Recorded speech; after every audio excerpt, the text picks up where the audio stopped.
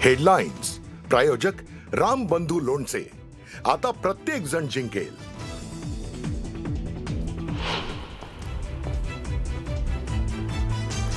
Koregaon park जमीन व्यवहार प्रकरणी बावधन पोलिसात गुन्हा दाखल। उपनिबंधक रवींद्र तारू आणि दिग्विजय पाटलांवर गुन्हा दाखल। पार्थ पवारांचं नाव घेणं यंत्रणांनी टाळलं।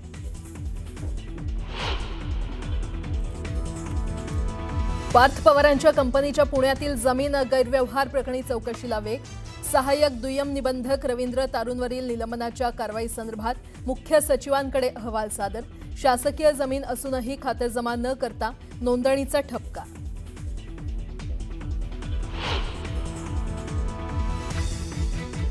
जमीन गैरव्यवहार प्रकरणाशी कुठलाही संबंध नाही। 3-4 महिन्यांआधी माझ्या कानावर आलं होतं।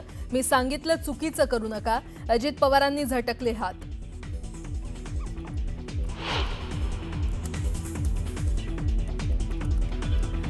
कुणाचा तरी दबाव असल्याशिवाय वतनाच्या जमिनीचा व्यवहार होत नाही। एकनाथ खडसेंचा बडे मुद्देमध्ये दावा। तर सत्तेत राहून चौकशी कशी होईल, त्यामुळे अजित पवारांनी राजीनामा द्यावा। सचिन सावंत यांची मागणी।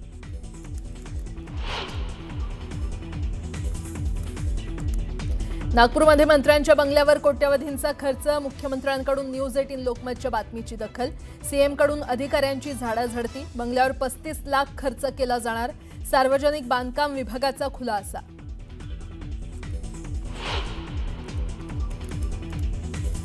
मनोज जरांगेंची आज पत्रकार परिषद। हत्येचा कट रचण्यामागे नेमका कोण होता यांची नावं जरांगे उघड करणार। जरांगेंच्या निशाण्यावर कोण याकडे लक्ष।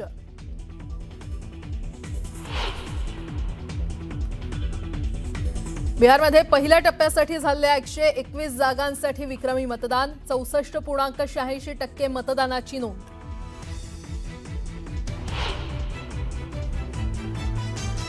वंदे मातरमला आज 150 वर्ष पूर्ण। पंतप्रधान मोदी टपाल तिकीट आणि नाण्यांचं करणार अनावरण। तर देशभर वंदे मातरमच्या सामूहिक गायन कार्यक्रमाचं आयोजन।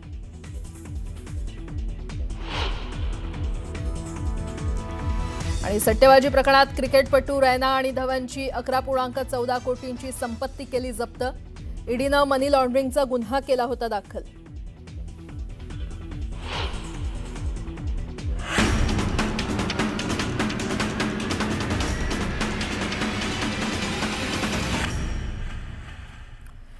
बातमीपत्राच्या सुरुवातीला मोठी बातमी। कोरेगाव पार्कमधील जमीन व्यवहार प्रकरणी गुन्हा दाखल करण्यात आलाय। मात्र यामध्ये पार्थ पवारांवर कुठलाही गुन्हा दाखल करण्यात आला नाहीये। खरेदीदार कंपनीचे 99% मालक असलेल्या पार्थ पवारांवर गुन्हा का नाही असा सवाल उपस्थित करण्यात येतोय। 2018 मध्ये सरकारी जमिनीवर इतर हक्कात नाव चढवणारे महसुली अधिकारी यांच्यावर देखील कुठलाच गुन्हा दाखल झालेला नाहीये। ही जमीन 1955 मध्ये सरकार जमा झाली होती। त्याच्यावरील कुळांचा किंवा वतनदारांचा हक्क संपलेला होता। तरी देखील महसूल खात्यानं इतर हक्कामध्ये ही नावं प्रॉपर्टी कार्डवर चढवली होती आणि ती कुणाच्या दबावानं असा सवाल विचारला जातोय। एवढंच नाही तर 1988 मध्येच तत्कालीन राज्य सरकारनं ही जमीन बॉटनिकल सर्वे ऑफ इंडियाला 50 वर्षांच्या भाडे करारानं दिलेली आहे। हा करार सन 2038 पर्यंत कायम आहे आणि त्यामुळे ही जमीन सरकारच्या मालकीची आहे। सरकारी जमिनीची खरेदी विक्री करणं हा गुन्हा आहे। केवळ 21 कोटी रुपयांची स्टॅम्प ड्युटी बुडवण्याचं हा प्रकरण नाहीये, तर तब्बल 40 एकर सरकारी जमीन लाटण्याचा कट होता। महसूल विभागाचे अधिकारीही यामध्ये सामील होते। मात्र गुन्हा केवळ मुद्रांक अधिकारी आणि 1% पार्टनर असलेल्या दिग्विजय पाटील आणि पॉवर ऑफ अटर्नी होल्डर यांच्यावर दाखल करण्यात आलाय।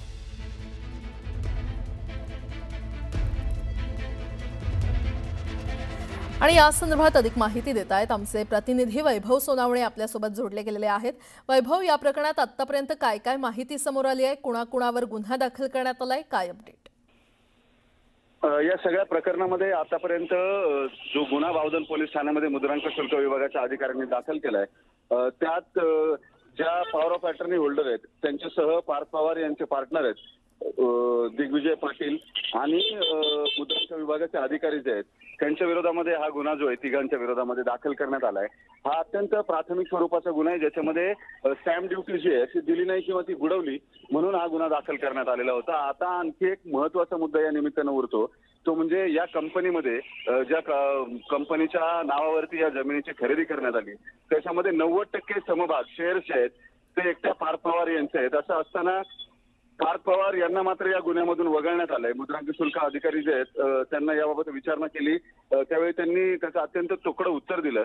मात्र या सगळ्या प्रकरणामध्ये पार्थ पवार हे प्रमुख असताना त्यांच्यावरती गुन्हा दाखल न करता केवळ एक्झिक्युटिव्ह ऑथॉरिटी जे आहेत, म्हणजे ज्यांनी हा दस्त केलेला होता, त्यांच्या विरोधामध्ये गुन्हा दाखल करण्यात आलाय. मात्र प्रत्यक्षात या दस्तासाठी जे नाव देण्यात आलेलं होतं किंवा जो लेटर ऑफ इंटेंट देण्यात आलेला होता, त्या लेटर ऑफ इंटेंटवरती पार्थ पवार यांची सही आहे. जिल्हा इंडस्ट्री बोर्डाकडे जी विनंती केली गेली होती मुद्रांक शुल्क माफ करण्यासाठी IT पॉलिसीच्या अंतर्गत, त्याच्यावरती सुद्धा पार्थ पवार यांची सही आहे. या कंपनीमध्ये पार्थ पवार यांचे 99% समभाग आहेत. हे सगळं असताना सुद्धा पार्थ पवार यांना याच्यातून वगळण्यात आलंय आणि जाणीवपूर्वक त्यांचं नाव याच्यामध्ये येऊ नये यासाठी जर कंपनीचं नाव घेतलं तर कंपनीच्या सगळ्या संचालकांवरती गुन्हा दाखल होतो. त्याच्यामुळे या संचालकांवरती पार्थ पवार यांच्यावर गुन्हा दाखल होऊ नये म्हणून कंपनीचं नाव सुद्धा याच्यामध्ये घेण्यात आलेलं नाहीये. जी अमेडिया LLP आहे, ज्याच्यामध्ये पार्थ पवार यांचे 99% शेअर्स आहेत, त्या कंपनीचं नाव सुद्धा जाणीवपूर्वक टाळण्यात आलंय. एकूण काय तर व्यवस्थेनं केवळ पार्थ पवार यांना वाचवण्यासाठी हा गुन्हा तर दाखल केलाय, म्हणजे एकीकडे कारवाई केली असंही भासवायचं आणि दुसरीकडे पार्थ पवार यांनाही वाचवायचं असा एकूण सगळा प्रयत्न जो आहे तो सुरू असल्याचं दिसतंय. आता याच्यामध्ये आणखी काही महत्वाचे मुद्दे जे उपस्थित होतात त्याच्यामध्ये केवळ पार्थ पवार यांना वाचवणं हा एवढा किंवा हा मुद्रांक शुल्क न भरणं एवढाच या प्रकरणातला गुन्हा आहे का, तर ते तसं नाहीये. याचं कारण या सगळ्या प्रकरणामध्ये ही जमीन 1978 साली सरकार जमा झालेली होती.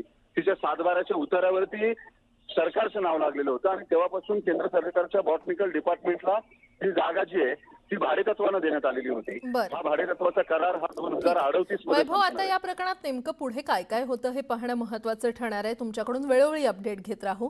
तुर्तास धन्यवाद. कोरेगाव पार्कमधील जमीन व्यवहार प्रकरणी गुन्हा दाखल करण्यात आलाय. मात्र यामध्ये पार्थ पवारांवर कुठलाही गुन्हा दाखल करण्यात आला नाहीये. उपनिबंधक रवींद्र तारू, शीतल तेजवानीवर गुन्हा बावधन पोलिसात दाखल करण्यात आलाय, तर दिग्विजय पाटलांवर देखील गुन्हा दाखल करण्यात आलाय. असं असलं तरी पार्थ पवारांवर अद्याप गुन्हा दाखल करण्यात आला नाही. पार्थ पवार अमेडिया कंपनीचे भागीदार असून देखील गुन्हा दाखल झाला नसल्याची माहिती आहे. जिल्हा इंडस्ट्री बोर्डाच्या मुद्रांक माफीच्या ठरावावर पार्थ पवार यांची सही असतानाही पार्थ पवार यांचं नाव घेणं यंत्रणांनी टाळलंय. पार्थ पवार यांच्यावर गुन्हा दाखल होण्यापासून वाचवण्याचा मुद्रांक विभाग आणि पोलिसांचा प्रयत्न आहे का, असा सवाल या निमित्तानं उपस्थित होतोय.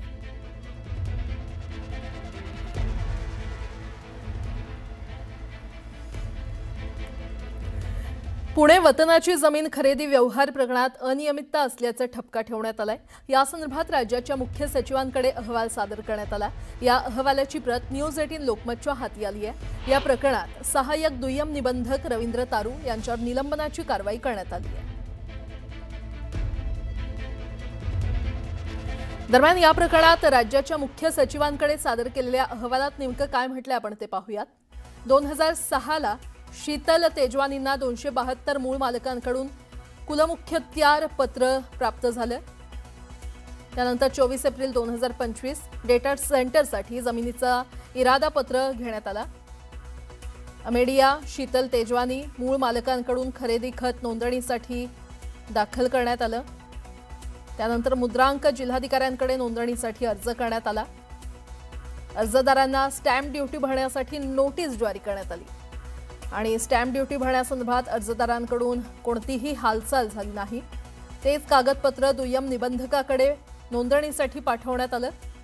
जमिनीचं बाजार मूल्य 300 कोटी रुपये दाखवण्यात आलं. स्टॅम्प ड्युटीचे 21 कोटी रुपये देय होते आणि लेटर ऑफ इंटेंटच्या आधारे स्टॅम्प ड्युटी माफीसाठी अर्ज करण्यात आला. त्यानंतर 30 ऑक्टोबर 2025ला 5.99 कोटी स्टॅम्प ड्युटी वसुलीसाठी नोटीस जारी करण्यात आली. शासनाची जमीन असूनही खातरजमा न करता नोंदणी सहाय्यक दुय्यम निबंधक रवींद्र तारूंचं निलंबन करण्यात आलं. तसंच शीतल तेजवानी, अमेडिया आणि रवींद्र तारूंविरोधात पोलिसात तक्रार दाखल करण्यात आली.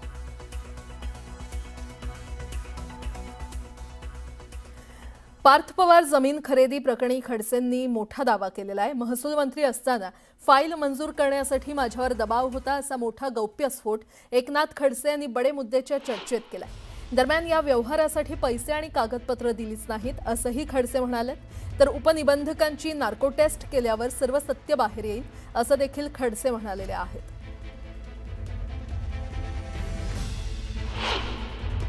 15ला आल्यानंतर पूर्णपणे फाईल मी वाचली हम्म. आणि ती फाईल ज्यावेळेस एवढं लक्षात आलं नाही फाईलचं त्या कालखंडामध्ये, हा. म्हणजे नेहमीच्या फाईल असेल असं समजून पुढे जावं असं वाटलं. परंतु त्याच कालखंडामध्ये फाईलला मंजुरी द्यावी किंवा परवानगी द्यावी यासाठी वेगवेगळ्या माध्यमातून दबाव आणण्यात आला. काही व्यक्तींच्या माध्यमातून, सरकारी नव्हते आणि राजकारणातले पण नव्हते, पण काही व्यावसायिक होते की त्या व्यवसायांनी या ठिकाणी दबाव आणण्याचा प्रयत्न वजन केला की टाकलं तुम्ही गेलं परवानगी होतं द्या. का? वजन टाकण्याचा प्रयत्न झाला होता का? काही वेगळं वजन टाकण्याचा प्रयत्न झाला होता का? नाही, आता इथं सांगता येण्यासारखी बरं, गोष्ट ठीक आहे. पण त्यासाठी दबाव आणण्यात आला आणि हा. दबाव आणल्यानंतर माझ्या असं लक्षात आलं या फाईलमध्ये काहीतरी गडबड दिसते, म्हणून पूर्ण फाईल मी वाचली. बरं. ते पूर्ण फाईल वाचल्यानंतर माझ्या लक्षात आलं की बनावट दिसतंय. त्याच्यामध्ये जो दुय्यम निबंधक आहे ज्याने हा व्यवहार केलेला आहे, ज्या व्यवहाराला त्याने वैकायदेशीर स्वरूप दिलेलं आहे पण कायदेशीर बनवलेलं आहे, याला आज अटक करा आणि याची 24 तासाच्या नार्को टेस्ट करा. 24 तासाच्या आत काही चौकशा करू नका, काही करू नका. त्याच्या नार्को टेस्ट मध्ये नावं होतील, जे काही त्याच्यामध्ये येतील जनतेसमोर दाखवा, जनतेसमोर जाहीर करा. काही करू नका तुम्ही. आता हे मला माहिती आहे चौकशांमध्ये काय होतं. अजितदादांचं काय झालं 70,000 कोटीचं, नंतरचं काय झालं, सगळे व्यवहार तुम्ही सोडून द्या. माझी सरकारला मागणी आहे, उगाच वेळ घालवू नका. 24 तासाच्या आत याची नार्को टेस्ट करा, सत्य समोर येऊन जाईल. आणि या संदर्भात अधिक माहिती देत आहेत आमच्या प्रतिनिधी प्रणाली कापसे, सध्या आपल्यासोबत जोडल्या गेलेल्या आहेत. प्रणाली, पार्थ पवार जमीन खरेदी प्रकरणी आता खडसेंनी मोठा दावा केलेला आहे, त्यांच्यावर दबाव होता असं त्यांनी म्हटलंय. आतापर्यंत या प्रकरणात काय काय नेमकं समोर आलंय? काल आपण बघितलं की दिवसभरामध्ये बऱ्याच हालचाली घडलेल्या आहेत. या प्रकरणाशी संबंधित लोकांना निलंबित करण्यात आलेलं आहे.